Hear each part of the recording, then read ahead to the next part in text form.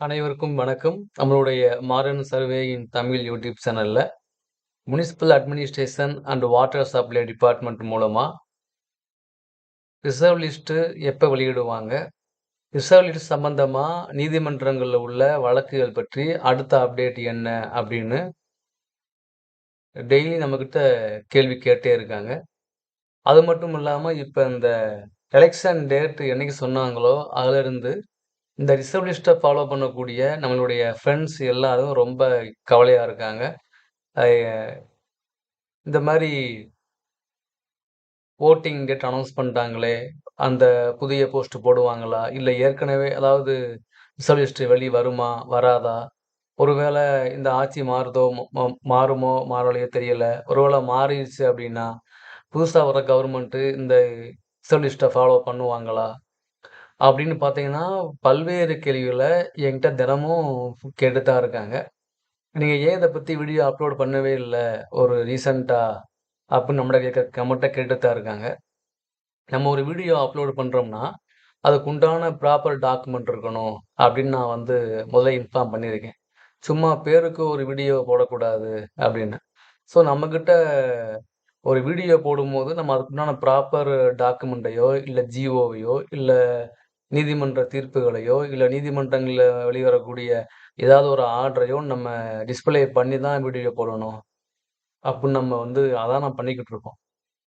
So, அதுல பார்த்தீங்க அப்டின்னா, இந்த எம்ஏடபிள்யூஎஸ் மூலமா ரிசர்வ் லிஸ்ட் வருமா அப்டின்னா, ரிசர்வ் லிஸ்ட் கண்டிப்பா வரும் அப்டிங்கிறது தான் உண்ம. ஸோ, நீங்க யாரும் பயப்பட வேணாம். எப்படி வரும்னு சொல்றீங்க அப்டின்னா, அதுக்கு நீங்க தேங்க்ஸ் சொல்ல வேண்டியது, இந்த ரிசர்வ் லிஸ்ட் சம்பந்தமா நீதிமன்றங்கள்ல வழக்கு போட்டாங்க இல்லையா? அவங்களுக்கு தான். அவங்க வழக்கு போட போயி கண்டிப்பா ரிசர்வ் லிஸ்ட் கண்டிப்பா வெளியிட்டு தான் ஆவாங்க. ஏன்னா நீதிமன்றத்துல வழக்கு இருக்கு. அதனால வழக்கு உள்ளனால கண்டிப்பா ரிசர்விஸ்ட் வர்றதுக்கு வாய்ப்பு அதிகமா இருக்கு. இது ஃபர்ஸ்ட்டு. செகண்ட் என்ன அப்டின்னா, ஏன் தாமதமாகுது அப்டின்னா, நம்ம இன்ஃபார்ம் பண்ணியிருக்கோம் ஏற்கனவே பலமுறை.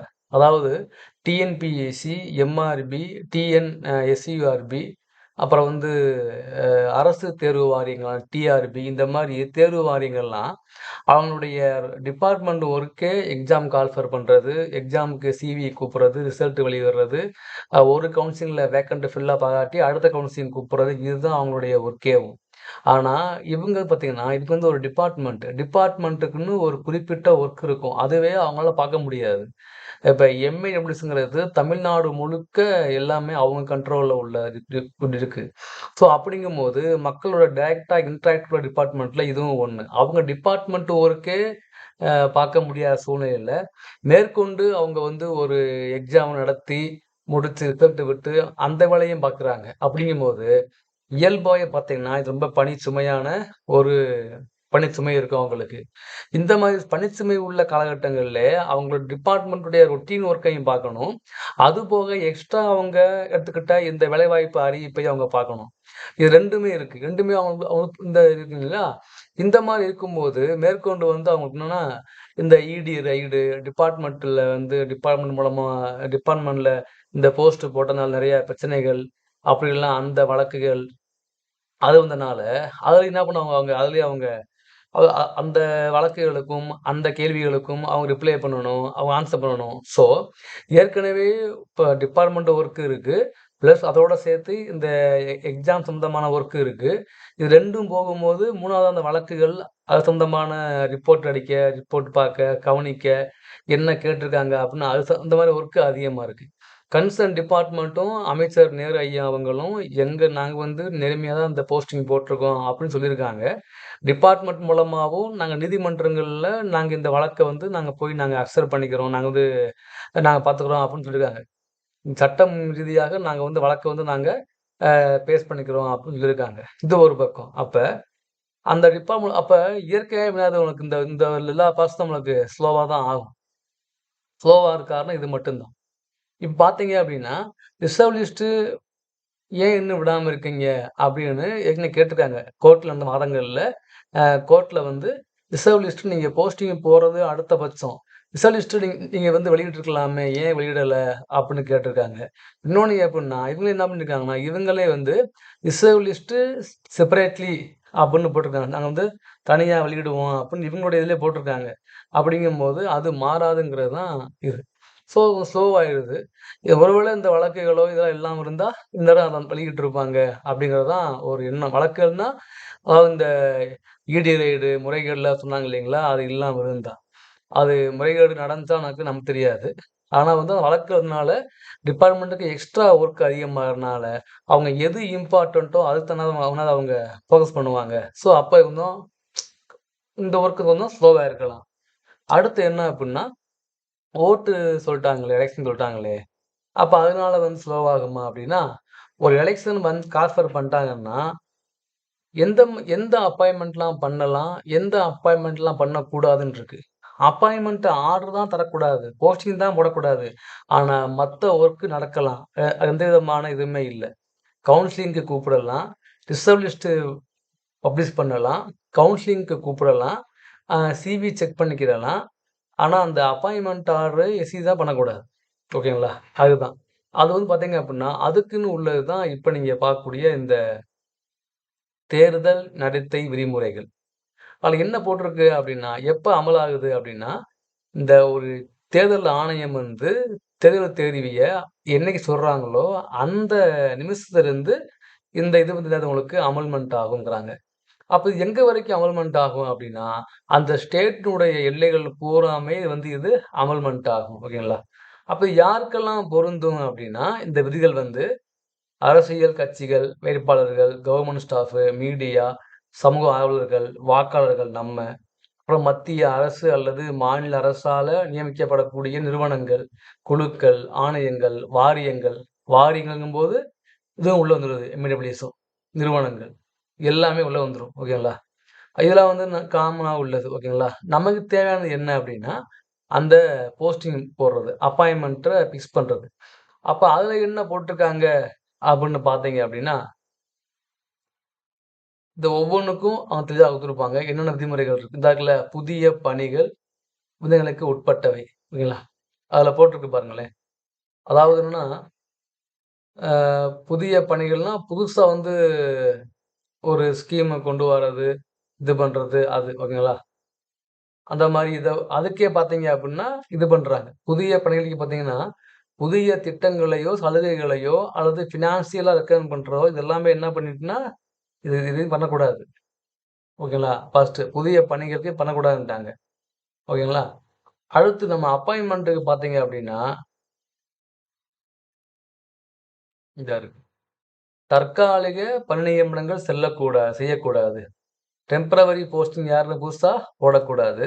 சட்ட ரீதியற்ற அமைப்புகள் மூலம் மேற்கொள்ளப்படும் நியமனங்களுக்கு தேர்தல் ஆணையத்தின் முன்னனுமதி பெற வேண்டும். அதாவது சட்ட ரீதியற்ற அமைப்புகள் மூலமா அப்பாயிண்ட் பண்ணக்கூடிய போஸ்ட்டுக்கு இந்த எலக்ஷன் க க கமிட்டியோடைய நீங்க அனுமதி வாங்கி தான் போடணுங்கிறாங்க.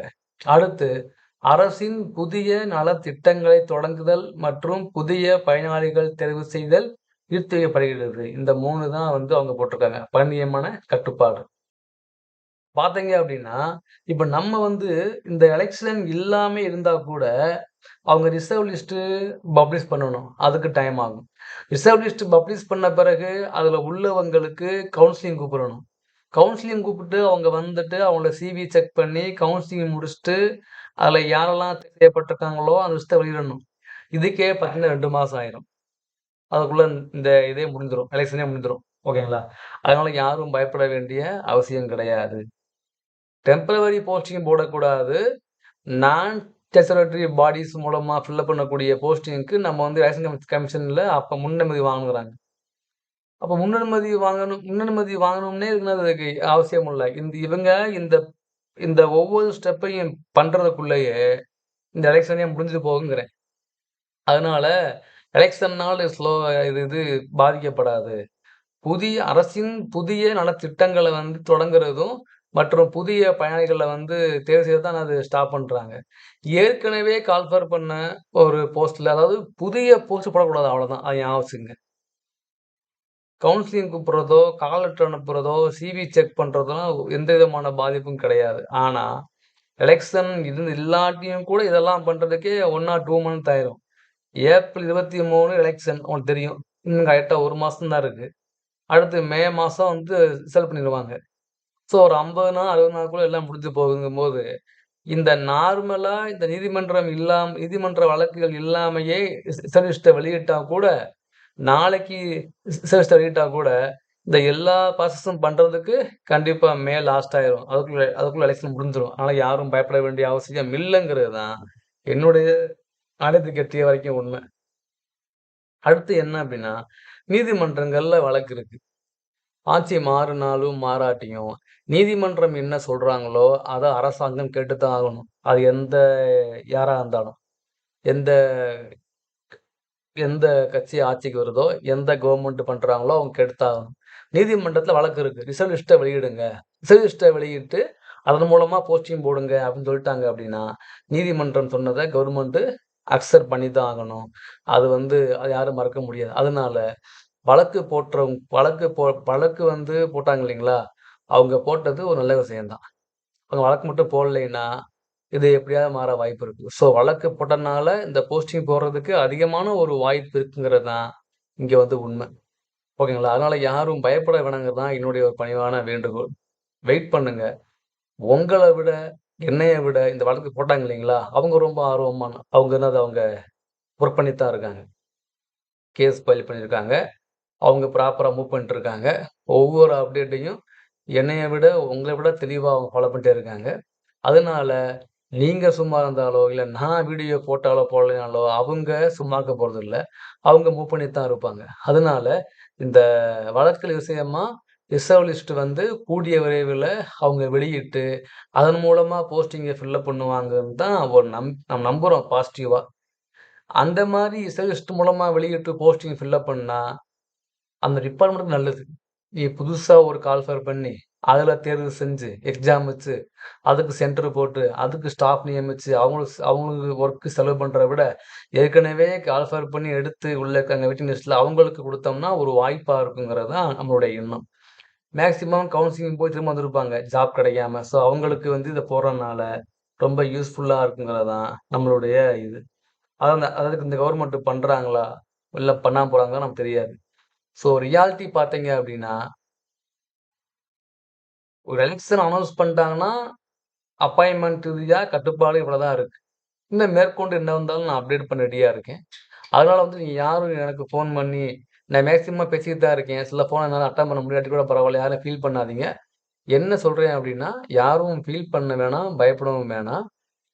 கண்டிப்பா வந்து நம்ம பாசிட்டிவா திங்க் பண்ணுவோம். ஸ்லோவாகுது, ஸ்லோவாகல. அதுக்கான காரணங்கள் சொல்லியாச்சு. இந்த ஓட்டிங்னால பாதிக்குமா? அதுக்கும் நான் ரிப்ளை பண்ணியாச்சு. ஸோ, ஒரு நார்மலான எல்லாத்துக்கும் நான் நான் நான் நான் ரிப்ளை பண்ணியிருக்கோம். அதனால நீங்க யாரும் பயப்பட வேணாங்கிறது தான் என்னுடைய ஒரு பணிவான வேண்டுகோள். வெயிட் பண்ணுங்க. எலக்ஷன் இருந்தாலும், இல்லாட்டியும் இந்த ப்ராசஸ் பண்றதுக்கே 1 ஆர் 2 மந்த் ஆயிரும். அதனால, ஸோ ஆட்சி மாறுனா அத நிப்பாட்டுவாங்களா? அப்படின்னு ஏகப்பட்ட கேள்வி என்ட்ட கேட்கறாங்க. ஸோ அவங்களுக்கான பதிவு தான். ஸோ அதனால யாரும் ஃபீல் பண்ணாதீங்க. இது எந்த அப்டேட்னாலும் நான் வீடியோ கண்டிப்பா நானே போட்டுருவேன். அடுத்த ஹியரிங் எப்ப வந்தாலும் நான் வீடியோ போடத்தான் போறேன். ஓகேங்களா? அதனால நீங்க வந்து யாரும் வந்து பயப்படவோ, இது பண்ணவோ தேவையில்ல. ஓகேங்களா? இதுதான். ஸோ வந்து யாரும் வந்து ஃபீல் பண்ணலாம். தேவையில்ல. ஓகேங்களா? புதிய பணிகள் அதாவது ஒரு முக்கியமான ஒரு போஸ்டிங் போடணும், அப்பாயிண்ட் பண்ணணும்னா, நீங்க எலக்ஷன் கமிஷன்ல அப்பாயின்ட்மென்ட் வாங்கிட்டு போஸ்டிங்லாம் போடலாம். அந்த மாரிலாம் இருக்கு. ஓகேங்களா? அது வந்து அந்த போஸ்டிங்கோட தேவைய பொறுத்து இருக்கு. அதனால யாருமே வந்து பார்த்தீங்கன்னா, இந்த ட்ரான்ஸ்ஃபர் பண்றதே பண்ண மாட்டாங்க. இந்த இந்த எலக்ஷன்ல. எலக்ஷனுக்கு முன்னால வேணா மாத்துவாங்க. எலக்ஷனுக்கு அப்புறம் ஒரு ப்ரமோஷன் பண்ணணும். அவருக்கு ஒரு ப்ரமோஷன் பாதிக்கும். அவர் ட்ரெய்னிங் அனுப்பணும். அப்போ அனுப்ப மாட்டாங்க. அதாவது இதனால அவருடைய ப்ரமோஷன் பாதிக்கும். இதனால அவருடைய லைஃப் இது பாதிக்கும் அப்படின்னு ரொம்ப ரேர் கேஸ்க்கு மட்டும் தான் கன்சர்ன் டிபார்ட்மெண்ட் போயி, கமிஷன்ல போயி பேசி பர்மிஷன் வாங்கி போடுவாங்களே தவிர, எல்லாத்தையும் ஸ்டாப் பண்ணவோ, ஹோல்டு பண்ணவோ மாட்டாங்க. அதனால யாரும் ஃபீல் பண்ணவோ, வருத்தப்படவோ வேணாம். எல்லாத்தையும் உங்கள விட, என்னைய விட இந்த எக்ஸாம் சம்மந்தமா எல்லாருமே ஃபாலோ பண்ணிட்டு இருக்காங்க. அவங்க கண்டிப்பா இந்த சம்மந்தமா என்ன அப்டேட்னாலும், நான் விடுறேனோ இல்லையோ கண்டிப்பா அவங்க அப்லோட் பண்ணிருவாங்க. அதனால நம்ம வீடியோ போடல யாரும் வெயிட் பண்ண வேணாம், ஃபீல் பண்ண வேணாம். எந்த அப்டேட் வந்தாலும் நான் வீடியோ போட்டுருவேன். அதனால நீங்க யாரும் பயப்பட வேணாம். உங்க எல்லா கேள்விக்கும் நான் ஆன்ஸர் பண்ணியிருக்கேன். மேற்கொண்டு டவுட் இருந்தாலும் கமெண்ட்ல நீங்க கேளுங்க. நான் ரிப்ளை பண்றேன். Thank you.